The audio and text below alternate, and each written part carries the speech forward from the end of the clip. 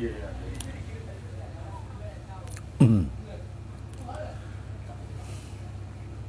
kita mulai. Assalamualaikum warahmatullahi wabarakatuh. Alhamdulillahirabbil alamin. Wassalatu wassalamu ala nabi wa ala alihi wa sahbihi ajmain. Baiklah para hadirin, kita jumpa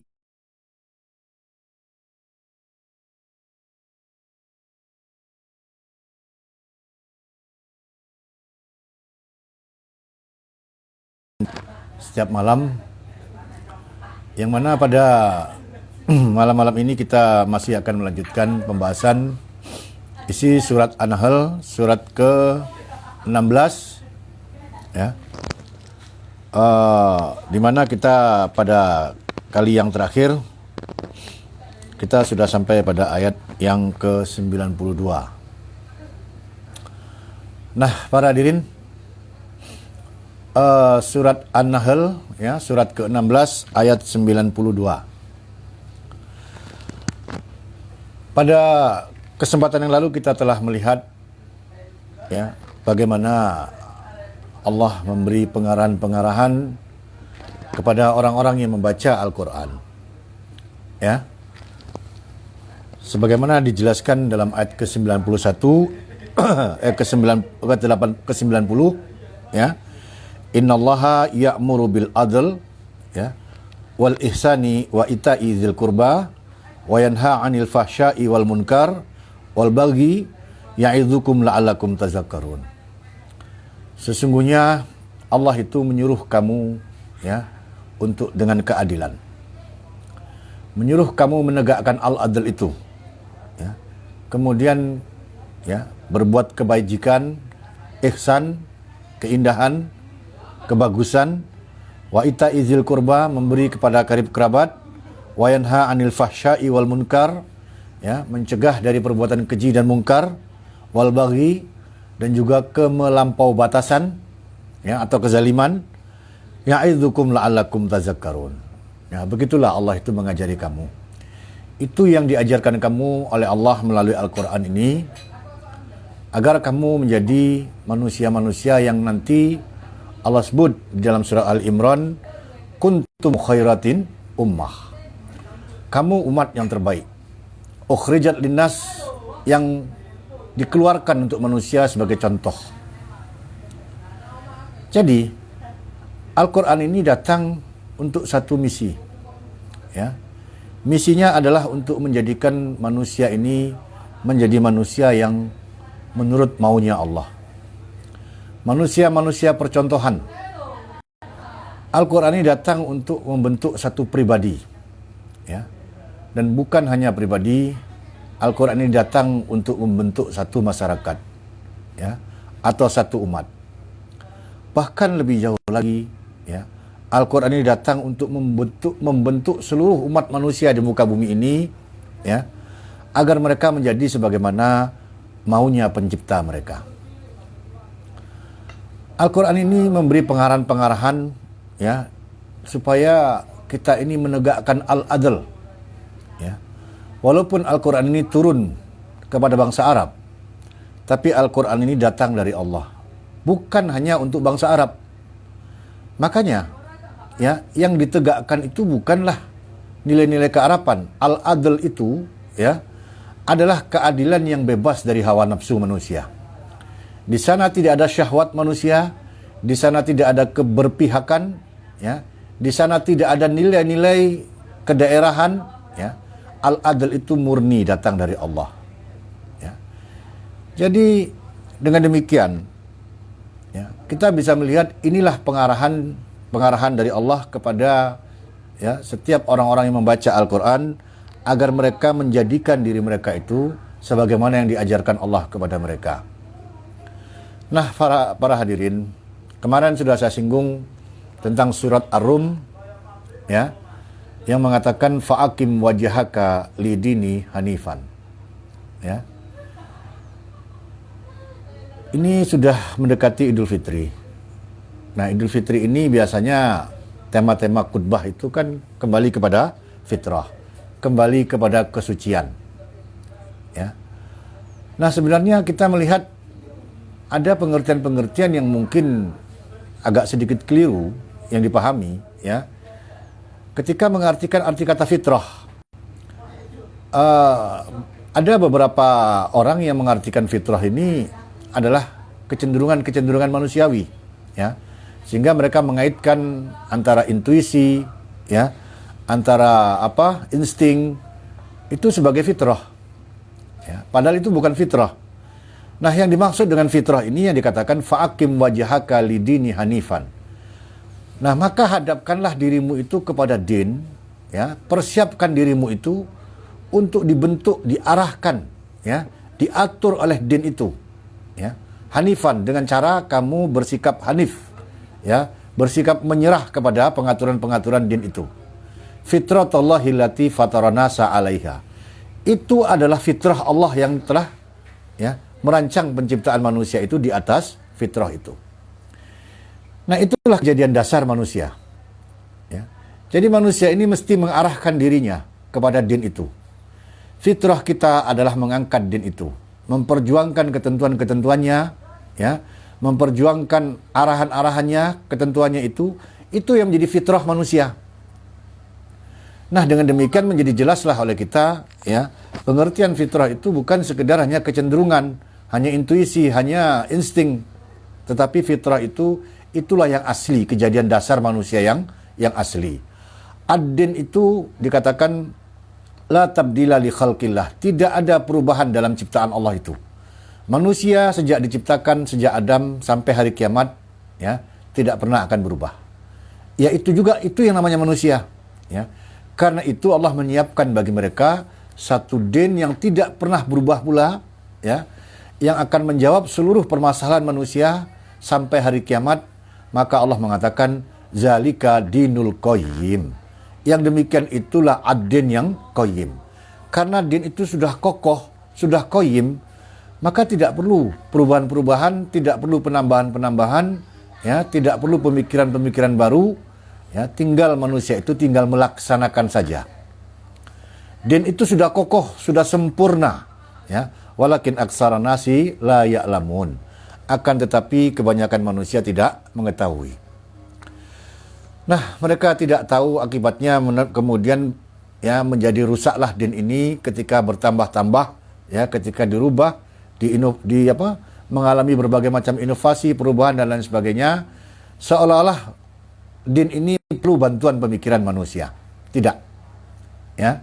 Manusia akan tetap menjadi manusia, ya, dan tidak pernah menjadi makhluk yang lain.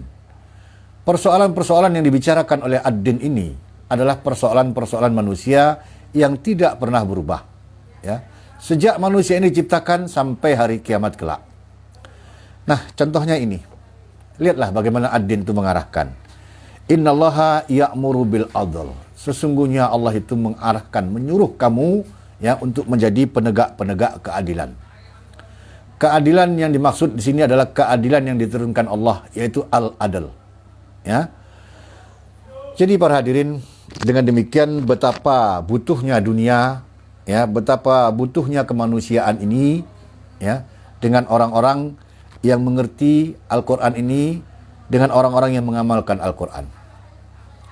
Bukankah sebagaimana dikatakan zohara fasadu, ya, dalam surah Ar-Rum, telah zohir yang fasad itu fil bahri wal bari, di sepanjang permukaan bumi, di laut, di darat, bima kasabat aidinas. Dikarenakan apa? Dikarenakan akibat ulah perbuatan, ya, tangan manusia. Jadi kalau manusia kemudian melaksanakan sistem ciptaannya sendiri, hukum ciptaannya sendiri, ya, konsep ciptaannya sendiri, apa yang terjadi? Ya, kita saksikan di sepanjang sejarah kemanusiaan, ya, hanya penderitaan demi penderitaan, peperangan di sana sini, ya. Kita melihat kerusakan kemanusiaan itu melanda seluruh penjuru bumi. Kenapa demikian? Ya, karena mereka mengamalkan, ya, satu din, satu kehidupan, satu pola hidup, satu sistem, ya, satu konsep yang bertentangan dengan fitrahnya sendiri. Jadi bagaimana mungkin manusia ini ketika dia mengamalkan sesuatu yang bertentangan dengan fitrahnya, ya, maka yang akan terjadi adalah fasad, kerusakan di mana-mana. Ya. Boleh jadi secara lahiriah di negara-negara maju yang katanya hukum itu sudah sangat stabil, ekonominya juga demikian, politiknya juga demikian, seolah-olah mereka maju, ya, walaupun tidak memakai, ya, din Allah. Nah, ini ujian bagi orang-orang mukmin, ya. Padahal kalau ditelisik secara lebih mendalam, ternyata, ya, kalau kita lihat kehidupan orang-orang di negara-negara maju itu, ya, maka kita akan melihat bagaimana mereka keropos di dalam, ya. Kita melihat bagaimana, ya, kerusakan yang ada dalam masyarakat itu, ya, betul-betul telah menjauhkan, ya, kemanusiaan itu dari tempat yang seharusnya. Kita melihat bagaimana adanya tren, ya, single parent, ya, bagaimana tingginya tingkat perceraian sehingga orang malas lagi kawin, ya.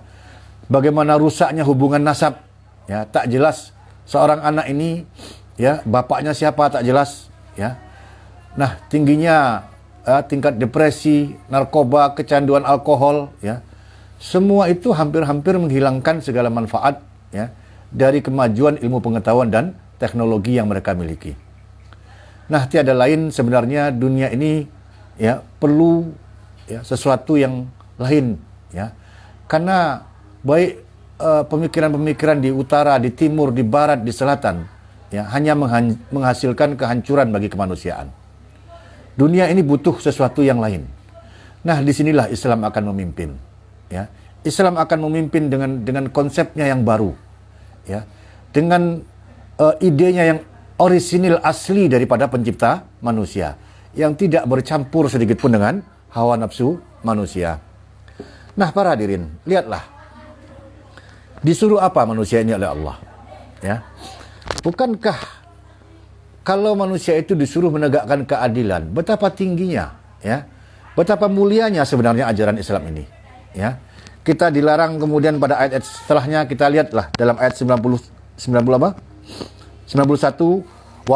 wa'aufu bi ahdillah, penuhilah janji dengan Allah, idza ahadtum, jika kamu berjanji, ya.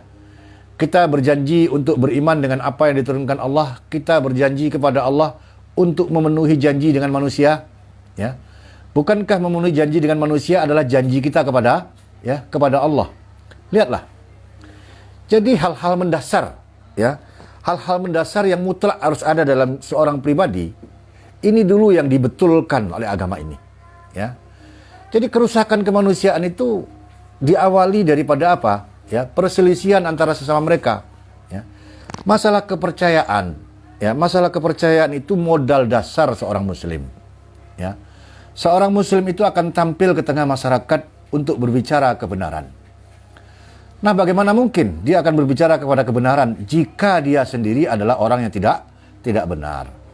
Bagaimana mungkin dia berbicara tentang yang hak, ya, kalau dia seorang pendusta, ya? Bagaimana mungkin, ya, Islam ini akan diterima oleh bangsa-bangsa lain, ya, oleh manusia-manusia yang lain, jika orang yang menyampaikan agama ini adalah orang-orang yang tidak dapat dipercaya. Nah, inilah hal-hal mendasar yang lebih dulu diperbaiki, ya, sehingga kita dengan mengawali Ramadan ini kita perbaiki diri kita, ya, kita arahkan diri kita ini untuk, ya, selanjutnya kita sesuaikan, ya. Kita teliti diri, ya, kita nilai diri, ya, lalu kita robah diri ini, ya. Begitu kita mengaji ini, ya.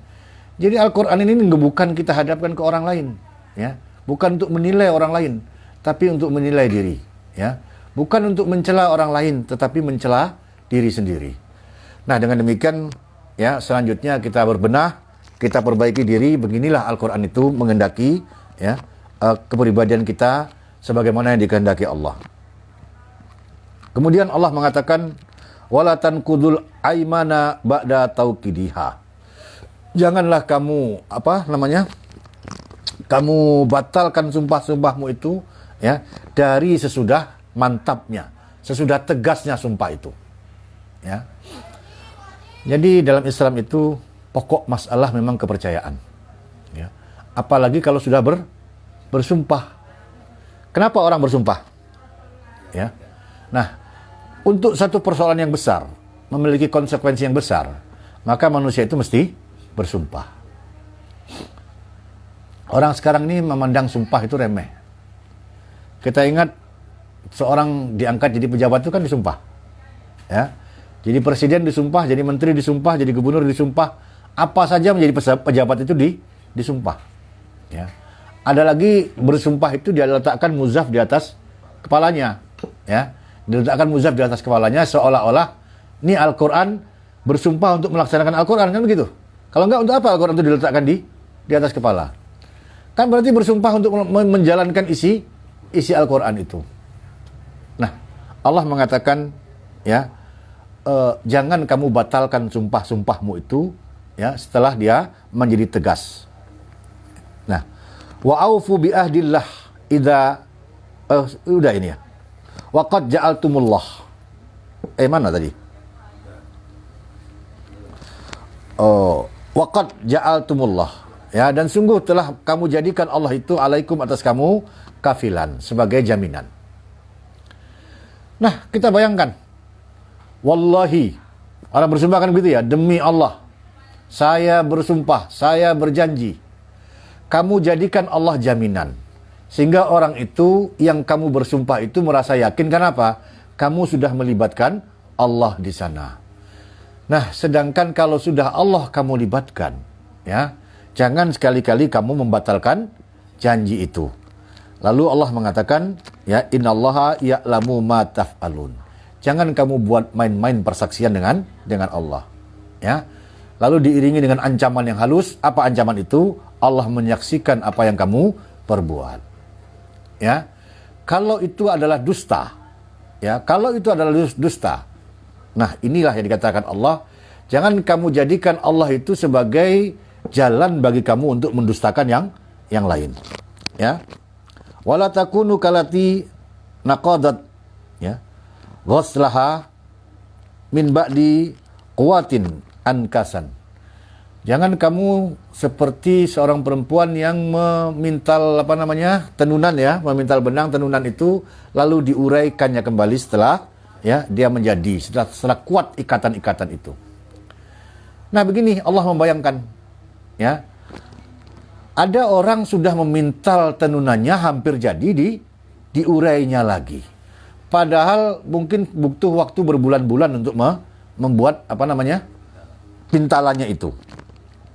Kemudian Allah mengatakan, ya, tataghiduna aimanakum, kamu jadikan, ya, sumpah-sumpahmu itu dakhalan. Dakhalan itu hanya sebagai sesuatu yang dimasukkan saja, ya. Artinya hanya sebagai sesuatu yang dimasukkan, yang tidak ada niat kamu untuk apa? Untuk berpegang kepada sumpah itu, ya, bainakum, di antara kamu. Nah, ini untuk menunjukkan bagaimana gampangnya manusia bersumpah, ya. Kan dikit-dikit pejabat itu diangkat bersumpah. Semua orang juga gampang bersumpah. Jadi jangan kamu jadikan sumpah itu sebagai main-main, ya, sekedar saja di antara kamu, ya. Padahal kamu jadikan Allah sebagai penjaminnya. Antakuna umatun hiya arba min umatin, ya. Karena ada saja satu umat yang lebih besar, ya, yang lebih banyak pengikutnya, ya, dari satu umat yang lain.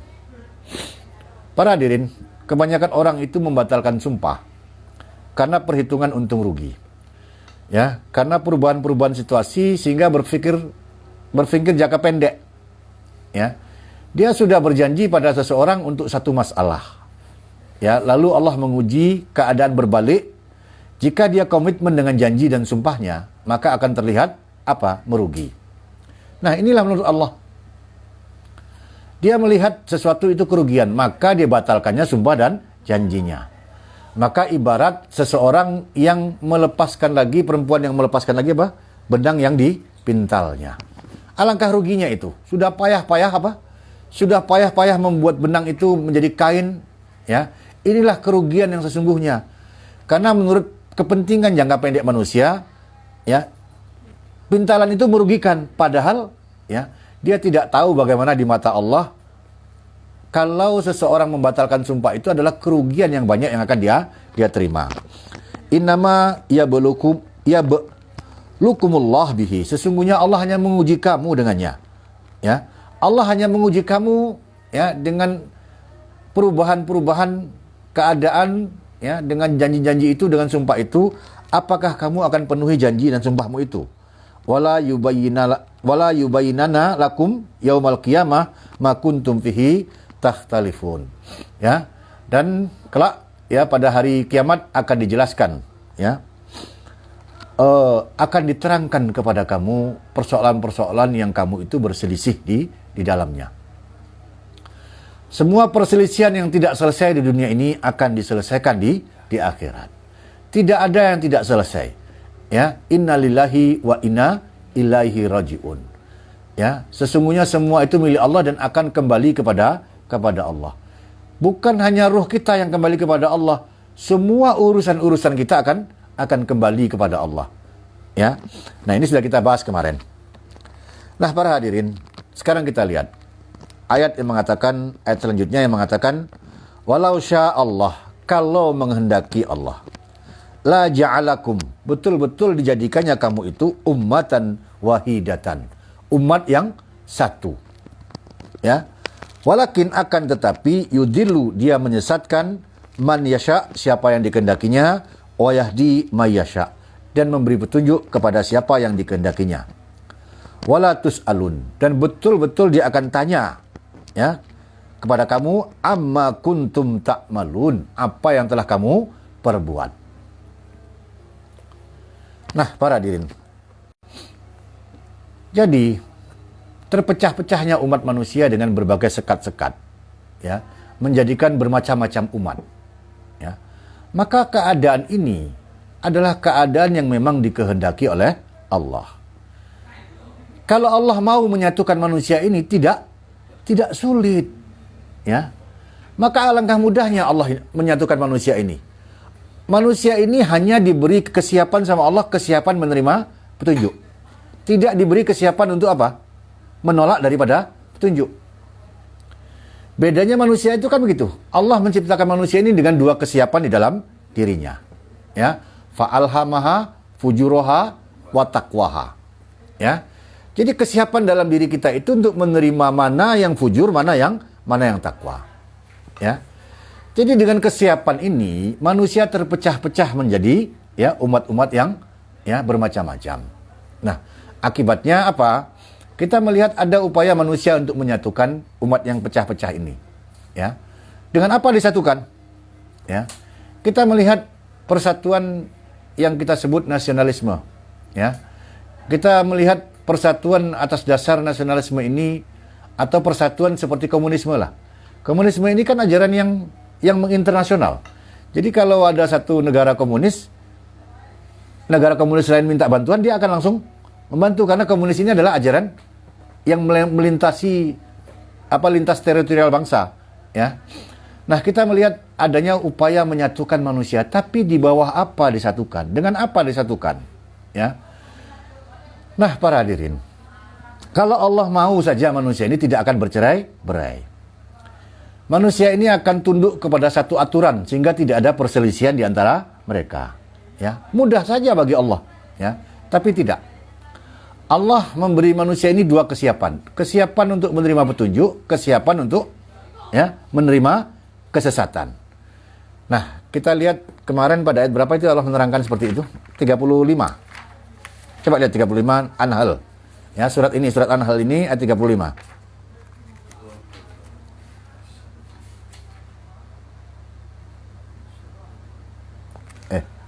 Ya.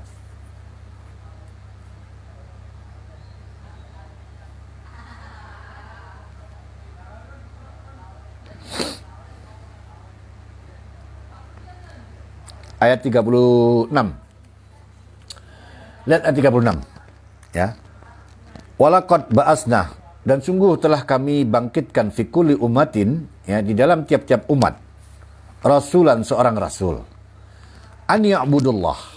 Ya. Misi rasul itu adalah membetulkan akidah manusia. Ya. Bukan mengenalkan adanya Allah. Ya, tetapi membetulkan konsep manusia mengenai bertuhan itu, mengenai penyembahan itu. Ani'budullah wajtanibu taghut. Ya. Sembah Allah, jauhi tauhid. Ya, ingat kemarin kita telah membahas tauhid itu adalah orang yang melampaui batas. Ya. Dia manusia tapi seolah-olah merasa setara dengan Allah. Nah, faminhum maka dari mereka man hadallah. Ada manusia yang ditunjuki Allah, wa minhum dan dari mereka man haqqat. Ya, sungguh telah pasti alaihi dolalahu. Ya, kesesatan dia. Nah, nampak di sini ini persyaratannya. Misi pokok para rasul itu di tiap-tiap umat manusia apa? Ya, membawa tauhid itu, sembah Allah saja, jauhi tauhid. Ya. Jadi kalau tauhid itu adalah manusia yang melampaui batas, yang merasa setara dengan Allah. Lalu mereka membuat aturan hukum ya sebagai tandingan dari syariat Allah. Kalau ini misi rasul itu, ya, tauhid itu seperti ini, lalu manusia membenarkannya, ya, membenarkan misi rasul itu, membenarkan sang rasul itu, maka berhaklah dia atas petunjuk Allah. Tapi kalau dia menolak akidah tauhid yang semacam ini dari tangan para rasul yang semacam ini, dia tidak mau menerima, ya, bahwasanya dengan akidah inilah dia harus beriman dengan Allah, maka hendaklah dia menerima penyesatan dari Allah. Nah, itu kan kemarin sudah kita bahas ya. Sekarang kita kembali lagi kayak tadi tuh.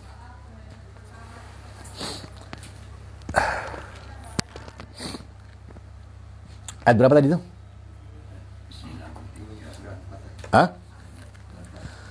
Walau sya'allah, ya. Walau sya'allah, kalau menghendaki Allah, laja'alakum ummatan wahidatan. Ummatan wahidatan itu kan umat yang tidak berselisih, ya. Umat itu kembali semuanya kepada satu pokok, ya. Satu pokok ajaran, satu pokok ketentuan, satu pokok hukum, ya. Satu sistem nilai. Nah, kalau sudah disatukan seperti itu, tidak ada perselisihan lagi, ya. Semua akan jadi satu umat, ya. Allah tidak menghendaki itu, karena Allah menghendaki petunjuk itu, manusia itu harus mau berjuang untuk mencapai petunjuk itu. Jadi dia harus mempersiapkan diri menerima petunjuk, ya. Kalau dia tidak siap untuk berpetunjuk, maka Allah tidak akan memberi dia petunjuk. Orang yang tidak siap berpetunjuk, Allah tidak akan memberi dia petunjuk. Ya. Nah, hendaklah kita datang dengan Al-Quran ini dengan kesiapan. Ya Allah, tunjukilah kami ini jalan yang lurus. Ya, sebagaimana kita baca di dalam salat. Artinya kita menghadap kepada Allah itu betul-betul dengan kesiapan untuk menerima petunjuk. Ya. Jadi kalau kesiapan ini saja tidak ada, bagaimana Allah akan memberi petunjuk? Ya. Maka segolongan orang akan diberi petunjuk, segolongan orang akan diberi Ya, kesesatan. Orang yang sesat dia akan menyangka jalan yang dia tempuh, keyakinan yang dia pegang adalah ya kebenaran. Padahal dia adalah kesesatan. Ya. Kemudian Allah mengatakan wala tus'alun, dan betul-betul kamu akan ditanya amma kuntum ta'malun, tentang apa yang telah kamu amalkan. Kamu akan ditanya tentang apa yang kamu amalkan. Bagaimana bisa ini kamu kerjakan? Ya, kenapa kamu kerjakan ini? Ya, kenapa begini kamu putuskan masalahmu? Ya, ini sudah diperingatkan Allah kepada ya setiap yang membaca Al-Quran. Maka hendaklah orang-orang mukmin ya kemudian ya merujukkan, ya mengakurkan segala perbuatan-perbuatan mereka dengan apa yang dibawa oleh Rasulullah dari Allah. Ya, hendaklah mereka melihat setiap ya petunjuk, setiap ketentuan Allah. Kenapa? Ya, karena mereka akan bertanggung jawab atas apapun yang mereka perbuat. Nah, coba bayangkan kalau yang mereka kerjakan itu kebenarannya bukan dari Allah, bukan dari syariat Allah, apa yang akan jadinya? Ya, orang-orang yang meyakini nilai-nilai lain, ya keyakinan lain, ya sistem hukum yang lain, syariat yang lain.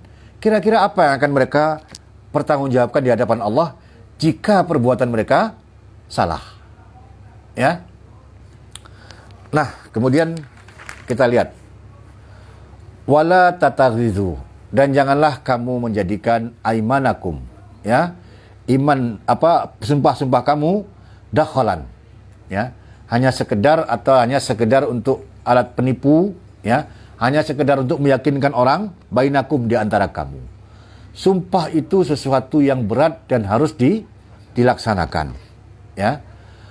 Fatazilu qaddamu ba'da ya subutiha. Maka kalau kamu malah menjadikan sumpahmu itu hanya sekedar sumpah begitu saja, tanpa ada keinginan atau pemeliharaan terhadap sumpah itu, ya, hanya sekedar ingin meyakinkan orang saja, ya, atau sebagai sarana untuk menipu manusia, ya, maka ya yang tadinya kakimu sudah menancap kuat, ya, maka akan tergelincir. Artinya kaki menancap kuat itu tadinya akidahmu sudah kokoh, kemudian apa? Kemudian akidahmu tergelincir, tidak lagi kokoh akidahmu itu. Ya. Jadi ini ada hubungannya dengan akidah yang kita peluk, ya. Ingat, ayat sebelumnya Allah mengatakan orang-orang musyrik itu mengatakan Allah itu ada punya anak perempuan. Mereka mengatakan apa yang mereka benci untuk Allah. Ya, lalu untuk mereka apa? Yang baik-baik untuk mereka. Lidah mereka mensifatkan dusta itu. Ya, apa maksudnya? Nah, perkataan-perkataan yang keluar dari mulut orang-orang musyrik itu mensifatkan kedustaan. Kenapa? Mereka mendustakan hal yang paling pokok sendiri, apa? Berdusta tentang Allah. Ya. Kalau manusia tidak meyakini nikmat-nikmat ini semua dari Allah, berarti mereka berdusta. Ya. Bukankah Al-Quran ini nikmat? Kalau mereka tidak bersyukur atas nikmat Allah ini, ya, kalau mereka tidak meyakini Al-Quran ini dari Allah, tentu mereka telah berdusta. Nah, orang yang berdusta menggunakan sumpahnya atas nama Allah, kemudian dia tidak akan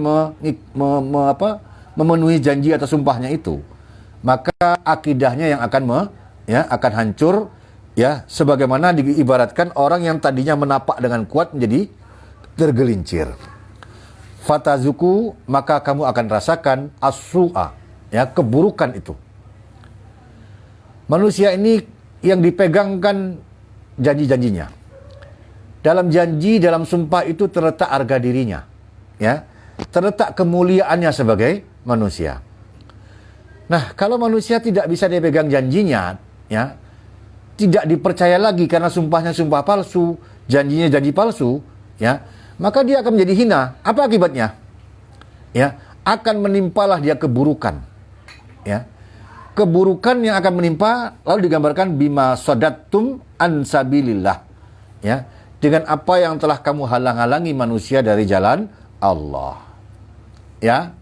Akibatnya manusia itu benci dengan orang-orang Islam. Kenapa? Tidak bisa dipercaya. Paham kan? Jadi kalau kaum muslimin ini tidak dapat memegang amanah, ya, tidak janji yang tidak ditepati, sumpah yang diingkari, ya, apa akibatnya bagi manusia lain? Ya, mereka benci dengan kaum muslimin. Ya, kalau sudah benci dengan orang Islam gimana? Ya, menghalangi manusia dari jalan Allah, karena mereka tidak melihat kebaikan daripada jalan Allah itu. Bukankah orang yang menempuh jalan Allah itu adalah orang yang tidak dapat dipercaya? Nah, para hadirin, di dalam sejarah kita melihat bagaimana ketinggian dan kemuliaan kaum muslimin itu. Banyak bangsa-bangsa, ya, negara-negara lain kemudian memeluk Islam karena ketinggian budi pekerti dan akhlak yang ditunjukkan oleh kaum muslimin. Ya. Dalam sejarah kita melihat, ya, sebagian besar kenapa akhirnya Romawi itu tertundukkan bukan lagi dengan perang, tapi karena mereka melihat ketinggian budi pekerti kaum muslimin dalam menepati janji. Ya. Sehingga ini menjadi daya tarik yang luar biasa, ya, bagi bangsa-bangsa lain untuk memeluk Islam. Kalau jadi akibat yang terjadi, maka yang terjadi orang akan melihat kalau janji tidak dipenuhi, ya, sumpah tidak dijalankan, ya, orang tidak lagi percaya. Maka kamu menjadi bahagian dari manusia yang menghalang-halangi manusia untuk, ya, ke jalan Allah. Walakum azabun adzim. Ingat, ini ancamannya. Ya. Kalau sampai seperti itu, ya, apa yang akan terjadi? Ya, maka Allah akan mengancam kamu dengan azab yang sangat besar, agung. Azim itu kan agung. Ya. Azab yang agung karena kamu menghalang-halangi manusia dari jalan Allah. Jadi para hadirin, ya ini menjadi kita hendaknya introspeksi ya, anti introspeksi. Kalau selama ini kita banyak ingkar janji, ya, mudah bersumpah, ya, kita betulkan diri kita. Karena ternyata akibatnya bukan hanya kepada diri kita, tapi juga kepada orang lain, agama kita terfitnah jadinya. Ya. Kan banyak perkataan seperti itu ya. Kenapa partai-partai Islam itu kok kalah? Kenapa? Ya. Karena kebanyakan manusia-manusianya adalah brengsek. Ya. Nah, mereka itu pada akhirnya menjadi cemoohan dari orang-orang lain, apalagi dari agama lain. Ya. Ternyata partai-partai Islam itu betul-betul apa? Nggak ada bedanya dengan partai-partai komunis. Kenapa? Karena sama-sama brengsek. Ya. Nggak ada yang betul janjinya, sumpahnya. Jadi manusia-manusia yang kemudian ya mudah berjanji lalu diingkari, mudah berjanji diingkari. Ini persoalannya adalah pada akidahnya, ya. Akidah yang tidak betul. Jadi kalau akidah tidak betul, mulut itu mensifatkan dusta, ya. Nah, kemudian kita lihat. Wala tastaru, dan janganlah kamu tukar, ya. Bi ahdillah samanan qalila. Janji Allah itu dengan harga yang sedikit. Allah berjanji nggak sama kita? Berjanji. Allah berjanji sama kita, ya. Dia berjanji akan, ya, sudah kita ketahui janji Allah itu.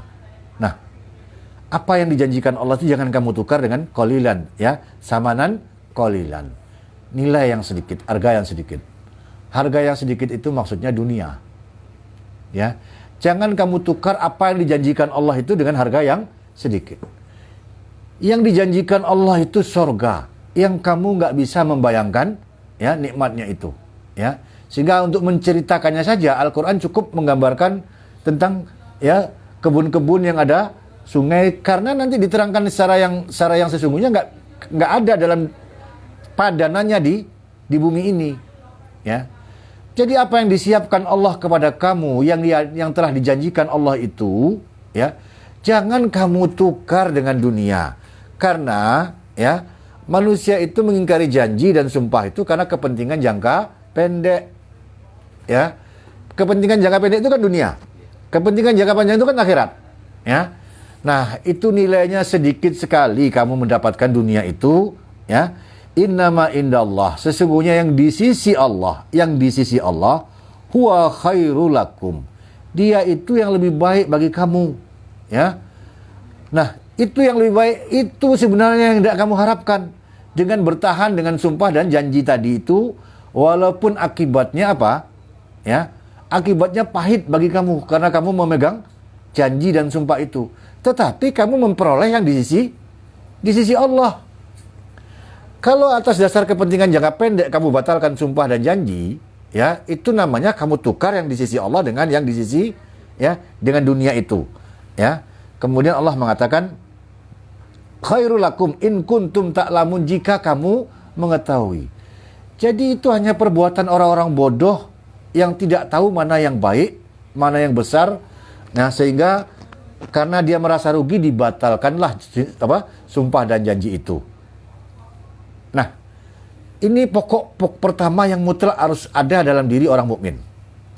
Ya. Jadi kita ke depan ini, para hadirin, hendaknya kita jangan mudah berjanji, jangan mudah bersumpah, sekiranya kita tidak akan mampu memenuhinya. Karena ternyata Allah mengambil berat persoalan ini, ya, menjadikan persoalan pokok, ya, yang menunjukkan watak seorang muslim. Jadi kata Rasulullah, betul kata Rasulullah itu, ya, umatku itu mungkin saja akan melakukan perbuatan-perbuatan yang keliru, yang salah, ya, tapi tidak untuk dusta, ya. Nah, kemudian Allah mengatakan, ma indakum, apa yang ada pada sisi kamu, ya, apa yang ada pada sisi kita itu, ya, apa saja yang kita miliki, ya, apa saja yang ada pada sisi manusia, ya, yungfadu, semua itu akan apa? Akan hilang, akan rusak, akan lenyap seiring dengan, ya, perubahan masa, ya. Atau kamu mati lalu dia akan lenyap, ya. Wa ma indallah baqin, ya, sedangkan yang di sisi Allah itu kekal, baqa. apapun yang di dunia ini kena hukum apa? Hukum peluruhan, hukum kehancuran. Ya, yang manusia melihatnya dalam perhitungan massa. Ya. Kan iya kan? Kan tidak ada yang bertahan dengan massa itu. Semua akan meluruh. Bahkan atom pun akan meluruh. Ya. Nah, sekarang Allah menjelaskan, masa kamu suka sesuatu yang akan hancur? Carilah sesuatu yang tidak akan hancur. Nah, itu hanya ada pada sisi Allah. Itulah yang dijanjikan Allah kepada kamu. Kalau kamu mempertahankan sumpah dan janji. Ya. Kemudian Allah mengatakan, wala najziyana, ya, dan betul-betul najziyana, kami akan membalas aladina sobaru, ya, akan kami beri balasan bagi orang-orang yang sobaru, ajrohum bi asana makanu ya'malun, yang lebih besar lagi, ya, bagi orang sabar itu yang lebih baik lagi, makanu ya'malun, dari apa yang telah mereka amalkan. Nah, kita sekarang disebut sabar. Ternyata sabar itu juga disebut-sebut sabar dalam berjanji. Sabar dalam bersumpah. Sabar dalam memenuhi janji itu bagaimana kira-kira? Sabar dalam menjaga sumpah itu bagaimana kira-kira? Jadi apapun yang terjadi, apapun yang menggoda diri, ya, apapun yang menekan diri, ya, maka hendaklah bersabar menerima itu untuk mempertahankan janji. Janji dengan manusia itu sebenarnya kita bukan janji dengan manusia, tapi janji dengan siapa? Janji dengan Allah. Nah, lihatlah Allah itu. Ya. Orang, karena apalagi kalau orang itu orang rendahan, mudah sekali kita ingkari janji itu. Kalau baru dengan orang yang penting, orang yang baru kita seolah-olah apa? Menjaga janji, ya. Sebenarnya berjanji dengan manusia itu berjanji dengan Allah. Karena kita berjanji dengan Allah untuk memenuhi janji dengan manusia. Ya. Kan begitu. Iman itu kan berjanji dengan Allah. Bahwasanya dalam iman itu diajarkan supaya kita memenuhi janji. Berarti kita berjanji dengan Allah untuk memenuhi janji dengan manusia. Jadi ini hakikatnya. Maka bersabarlah kamu di dalam melaksanakan ketentuan Allah. Ini ketentuan Allah. Ya. Nah, kemudian Allah, ya, walaupun kamu rugi secara duniawi barangkali karena mempertahankan sumpah dan janji, tapi hakikatnya kamu tidak rugi. Kenapa? Karena kamu akan dibayar Allah dengan bersabar itu dengan jauh lagi lebih besar, lebih baik dari apa yang telah kamu, ya, laksanakan tadi itu. Ya. Nah, ini hakikat yang diajarkan Quran, ya, untuk membentuk watak dan karakter kita semuanya. Nah, jadi tinggallah kita selanjutnya itu kemudian mengamalkan apa yang kita ketahui ini. Nah, begitu hendaknya ngaji itu. Jadi ngaji itu langsung berubah kita ini. Oh, ternyata yang dikehendaki Allah seperti ini. Ini yang diajarkan Allah, ya. Dan ini tidak pernah ada diajarkan di manapun juga, ya. Dulu saya kuliah nggak ada diajarkan seperti ini. Di sekolah juga nggak ada diajarkan seperti ini. Sampai sedetail itu, ya. Sampai dikait-kaitkan janji itu dengan akidah. Masih ada waktu 15 menit, ya. Nah, para hadirin, kita lanjut lagi, ya. Faida qara'ta, dan jika kamu membaca, man amilah, siapa yang amilah salihan, yang beramal yang salih. Nah, itu tadi, amal salih tadi, ya. Perbuatan amal yang Allah menghendaki kita kerjakan, itu namanya amal salih. Jadi yang Allah menghendaki kita kerjakan itu namanya amal salih. Jadi amal salih itu bukan perbuatan baik, ya. Karena baik itu harus menurut Allah. Jadi yang Allah inginkan kerjakan yang seperti itu namanya amal salih, ya. Man amila salihan, barang siapa yang beramal salih, min zakarin au unsa, ya. Nah, jadi dari laki-laki dan perempuan, siapa saja yang memegang teguh sumpahnya, siapa saja yang memegang teguh janjinya, itu namanya dikatakan Allah sebagai amal salih. Baik laki-laki maupun perempuan, sama saja, setara. Tidak ada bedanya laki-laki dan perempuan. Ya. Tentu sama saja laki-laki dan perempuan itu juga bisa membatalkan janji, ya. Nah, Sekarang yang disebut Allah, siapa yang beramal salih, berpegang teguh pada sumpah dan janjinya, baik laki-laki maupun perempuan, wa huwa mu'minun, dan dia orang yang beriman. Ya. Nah, imanlah yang menjadi dasarnya, ya. Dasarnya iman. Kita juga mengakui ada orang-orang di luar kaum muslimin yang memegang teguh janji. Kan ada juga itu, ya. Yang memegang teguh sumpah. Ya. Tapi kita akan melihat perbedaan-perbedaan, ya, dengan janji dan sumpah yang dipegang orang mukmin. Janji dan sumpah orang mukmin ini tidak ada kepentingan sedikit pun dengan yang sifatnya duniawi. Ya. Jadi tidak ada kepentingan sedikit pun yang sifatnya duniawi. Kepentingannya apa? Nah, akhirat semuanya. Dia berpegang teguh dengan janji dan sumpah itu karena Allah.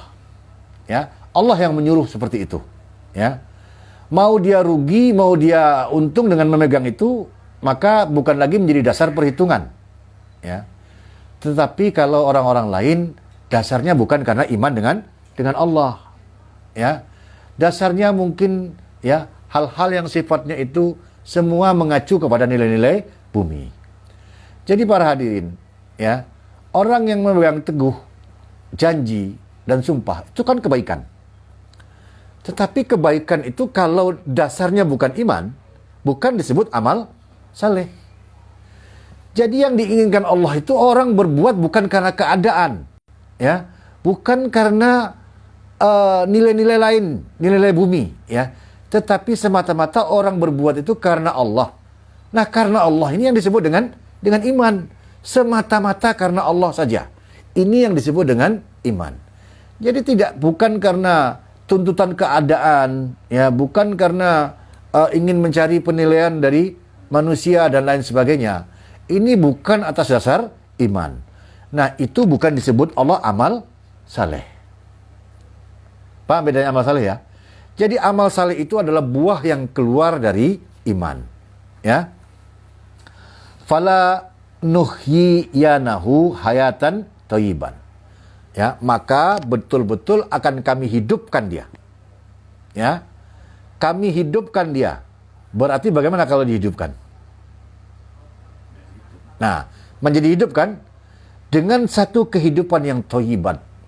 Jadi hidupnya manusia, ya, hidupnya manusia bukan hidupnya cacing, ya, bukan hidupnya kera, bukan hidupnya babi, ya. Ini kalau kata Bu Hamka, kalau sekedar kerja, kerbau di sawah juga kerja. Kalau sekedar makan, kera di hutan juga makan.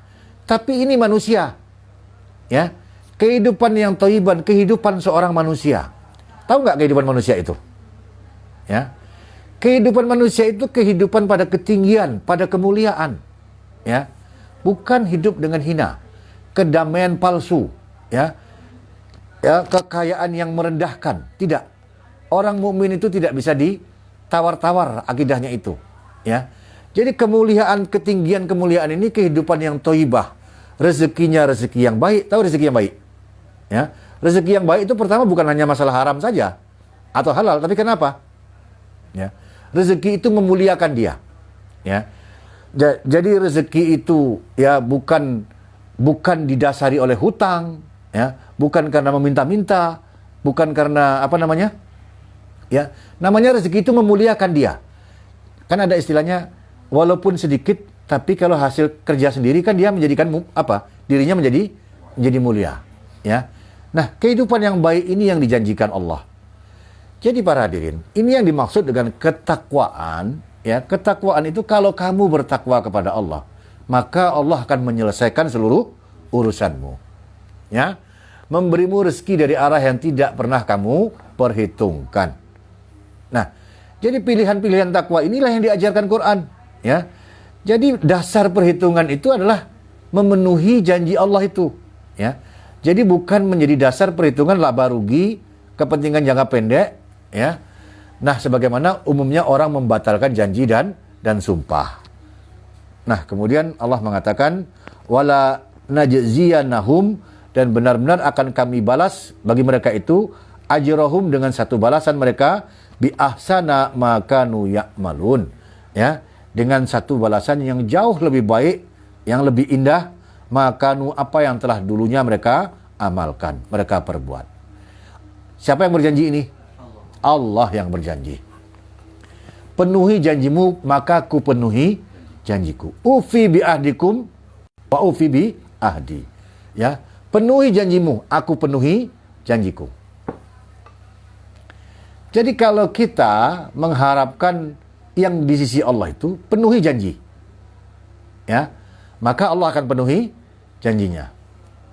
Ya. Kurang 5 menit, barangkali ada pertanyaan. Ini dulu yang kita bahas pelan-pelan, dikit-dikit.